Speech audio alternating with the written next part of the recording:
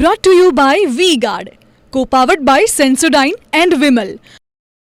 બોલો ઝુબા કેસરી. સુરેન્દ્રનગરમાં તંત્ર સામે ખનીજ માફિયાઓની દાદાગીરી વધી ગઈ છે, જ્યાં માફિયાઓ સીઝ કરેલા વાહનો તંત્રના કબજામાંથી છોડાવી ગયા.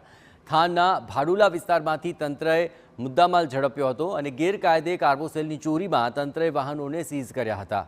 તંત્રએ 5 ટ્રેક્ટર સહિત 22.50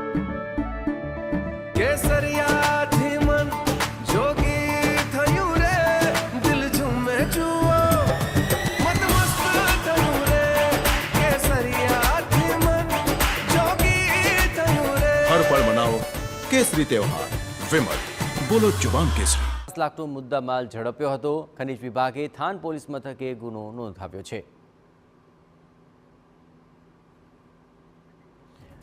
મોટાભાગનો જે મુદ્દામાલ છે તે સીઝ કરી દેવામાં આવ્યો. તંત્રે જે કાર્યવાહી કરી, પરંતુ હવે દાદાગીરી કરનારા તત્વો તંત્રના કબજામાંથી વાહનો છોડાવી ગયા હોવાનો આ મામલો સામે આવી રહ્યો છે.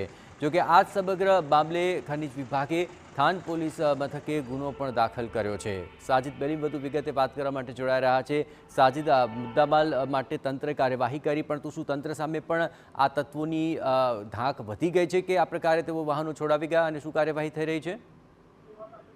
જી, જો વાત કરવામાં આવે તો સુરેન્દ્રનગર જિલ્લાની અંદર જે ખનીજ ચોરી છે ખાલી ફૂલી છે, વાત કરવામાં આવે તો એમ કહી શકાય કે જે તંત્રની મિલીભગતથી આ સુરેન્દ્રનગરની અંદરથી રોજે કરોડો રૂપિયાની ખનીજ ચોરી થાય છે. ચોટીલા, સાયલા અને મૂડી પંથકની અંદર વાત કરવામાં આવે તો જે કાર્બોસેલ નીકળે છે, જે કુદરતી સંપત્તિ નીકળે છે, તેનું રોજ કરોડો રૂપિયાનું ટર્નઓવર છે અને આ ટર્નઓવરની ઉપર ખાલી નામની જે રેડો પડતી હોય છે. અને આ છેલ્લે વાત કરવામાં આવે તો થાનગઢની અંદર જ્યારે આ રેડ પાડવામાં આવી ત્યારે 22.50 લાખનો મુદ્દામાલ છે તે સીઝ કરવામાં આવ્યો હતો. પરંતુ જે ખનીજ ચોરો છે તેની દાદાગીરી તો જોવો કે, કારણ કે જે આ ખનીજ ચોરો છે તે સીઝ કરેલો માલ પણ જે પોલીસ પાસેથી છોડાવી ગયા અને દાદાગીરી કરી, તેથી પોલીસની જે કામગીરી છે તેની પર પણ સવાલો ઉઠી રહ્યા છે. કારણ કે જો ખનીજ માફિયાઓ પોલીસ પાસેથી તે સીઝ કરેલો માલ લઈ જતા હોય તો સામાન્ય પ્રજાની શું હાલત સુરેન્દ્રનગરની અંદર હશે તે જાણી શકાય છે. જી બિલકુલ સાજિદ, આ તો તંત્ર સામે બાયો ચડાવતા આ તત્વો સામે કાર્યવાહી થવી જરૂરી છે. જોકે હવે પોલીસ ફરિયાદ તો ખનીજ વિભાગે નોંધાવી છે. જોવાનું રહેશે